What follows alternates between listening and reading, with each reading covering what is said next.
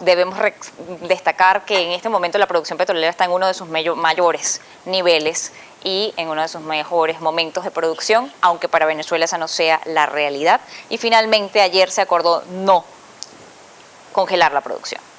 Exactamente. Aparentemente no han habido mayores explicaciones de los ministros que han dado declaraciones muy fragmentadamente, pero Irán no asistió a la reunión, que era uno de los jugadores clave y quien determinaría la decisión entre las partes en disputa más grandes, que son Arabia Saudita e Irán. Rusia terciando esa discusión en virtud de esa reunión parcial que hubo ayer en Doha. Irán, la posición de Irán muy clara, ellos tienen una cuota de 2.4 millones de barriles diarios en OPEC y nunca la han cumplido por el embargo que se acaba de levantar, y ellos sostienen que no van a cambiar su actitud hasta que no alcancen su cuota. Por lo tanto, Arabia Saudita, que es lo que se llama el swing producer, el que podría o no afectar la producción y los precios, decidió no llegar a un acuerdo y la reunión quedó sin acuerdo prácticamente. Ni congelación y menos reducción.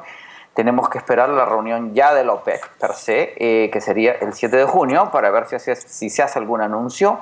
Sin embargo, el mercado muy optimista desde ayer y esta mañana en los Estados Unidos, con muy pocas expectativas o ninguna de que ni el congelamiento ni el recorte de producción lleguen a darse. Sin embargo, los precios del petróleo, que cayeron 6% en la apertura del mercado europeo, ayer, esta mañana, esta madrugada, muy estables, los niveles siguen siendo los mismos. Y hoy día el mercado tratando de determinar cuál es el piso, el consenso son $35 en el peor de los casos. Sin embargo, nadie espera que el petróleo suba a los actuales 40 más menos dólares en los que está transando hoy. En esta situación, en este panorama que se está presentando en este momento con el precio del petróleo para Venezuela, la imposibilidad de congelar la producción, que si bien ya no haría un gran efecto, pues estaba en su mayor nivel de producción, congelarla tampoco traería mayores efectos más allá de la decisión y la medida de lo que puede marcar en el mercado, más no dejaría de inundarse un mercado petrolero de petróleo como está en este momento, con la participación además de Irán y de Estados Unidos en esta actividad. Exactamente. Aquí el otro swing producer podría ser los Estados Unidos, y las dinámicas en los Estados Unidos son más bien de mercado. Sin embargo, los inventarios siguen a niveles muy altos, y progresivamente el número de exploraciones, de excavaciones se están deteniendo, pero no para afectar sustancialmente los precios. Ahora bien, uno de los elementos que se dieron para que los precios permanezcan estables hoy día es que hay una huelga de productores de petróleo, de trabajadores del petróleo en Kuwait, que ha sacado a 1.500.000 barriles del mercado. Si se resuelve la huelga y se reactiva la producción de Kuwait, es donde los analistas más pesimistas señalan que el precio del petróleo podría llegar a los 35 o algo menos, pero nada por debajo de ese nivel. Ahora, en esta situación, Venezuela, el principal afectado con esta medida y con esta decisión de los productores de petróleo de no congelar producción, de no bajar tasas, de no bajar precios, de no dejar de llenar el mercado de petróleo, porque es un momento y es una situación geopolítica en la que se necesita mantener el control del mercado. ¿Cómo queda Venezuela y cómo queda su deuda, que está amparada en petróleo y amparada en divisas? Uno de los comentarios más generalizados esta mañana, y la noticia del petróleo inundó los análisis del mercado, de los mercados financieros norteamericanos, independientemente que seguimos en época de resultados corporativos que debieron haber centrado la atención, ha sido el tema venezolano. Venezuela permanentemente está en la discusión de las cadenas que cubren los mercados financieros en virtud del petróleo. A estos niveles de precio, Venezuela transa significativamente por debajo del WTI, que ya está por debajo de los 40. Las cuentas macroeconómicas venezolanas no dan para garantizar que Venezuela pueda cumplir con sus obligaciones de deuda externa, tanto a nivel de PDVSA como la República en la segunda mitad del año, y tampoco el próximo año. La discusión entre quienes cubren la deuda venezolana exclusivamente no es si Venezuela va a reestructurar, sino cuándo, cómo y con qué nivel de quita. Sin embargo, para que eso suceda, Venezuela debería tener una actitud proactiva en términos de reestructuración que no se ha manifestado, al menos no públicamente, todavía. Ahora, Venezuela quizá estaba esperando esta medida y la posibilidad de congelar producción para tratar de elevar un poco su ingreso en divisas por la vía de la venta de petróleo. En este momento, que esto ya no se vislumbra y probablemente no se va a dar ni siquiera en la reunión de la OPEP, ¿cuál es el escenario que le queda a Venezuela? ¿Qué debe hacer en este momento? ¿Están los mercados en capacidad de recibir una reestructuración de deuda venezolana? ¿Cuánto le va a costar a Venezuela esto, dado que ya los intereses que tenemos de los bonos que están emitidos y que deberían reestructurarse son intereses muy altos? El problema no solo es si reestructura o no reestructura la deuda, sino cómo resuelve las distorsiones macroeconómicas en el país que tienden a deteriorarse cada vez más.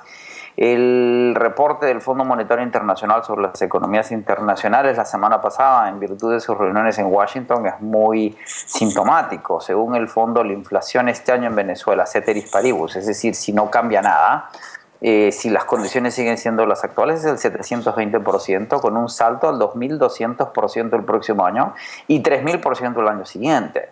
Lo que eso indica es que el deterioro va a continuar a menos que Venezuela implemente algún tipo de ajuste macroeconómico que no solo le permita reestructurar su deuda y cumplir con sus obligaciones financieras, sino mantener la estabilidad macroeconómica del país y seguir manejando el país de tal manera que se reduzcan esas distorsiones expresadas en la inflación.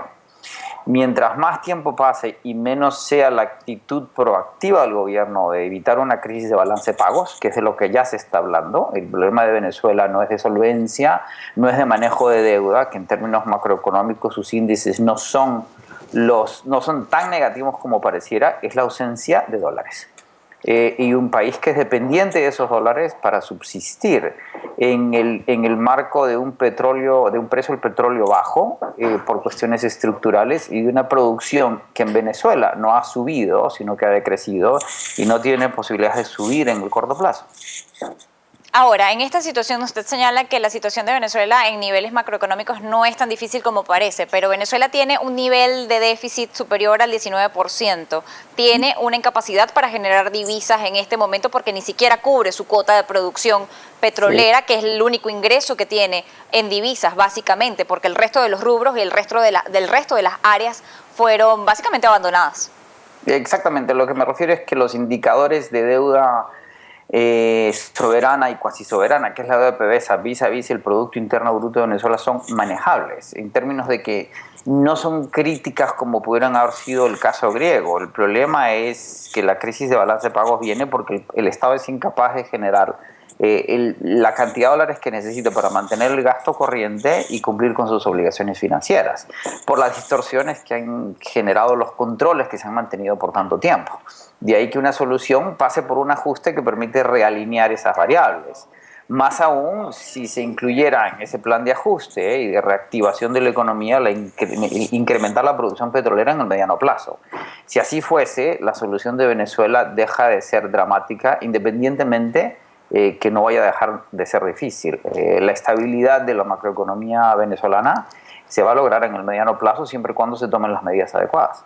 Ahora, en este momento y en esta situación, Venezuela y la producción de petróleo, en incrementar la producción petrolera en este momento, ¿Venezuela podría en este momento lograr aumentar producción con la situación económica que tiene? ¿Quién podría prestarle a PDVSA para incrementar el negocio petrolero y la actividad petrolera en el país?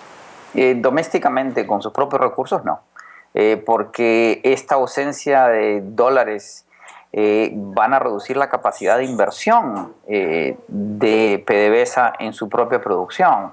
El conato, la supuesta salida de Schlumberger del país, que es un contratista fundamental para la producción petrolera venezolana, es muy indicativa en términos de la falta de recursos para pagar a sus propios contratistas y suplidores. PDVSA requeriría de inversión extranjera importante para reactivar la producción, e incluso si el marco legal se diera, si el ajuste se diera, si la inversión viniera, si los contratistas llegaran a Venezuela, según un estudio del BID, Venezuela no puede incrementar su producción de petróleo más allá de 350.000 barriles anuales, por lo que implica explorar y extraer el petróleo. Es un ciclo relativamente lento.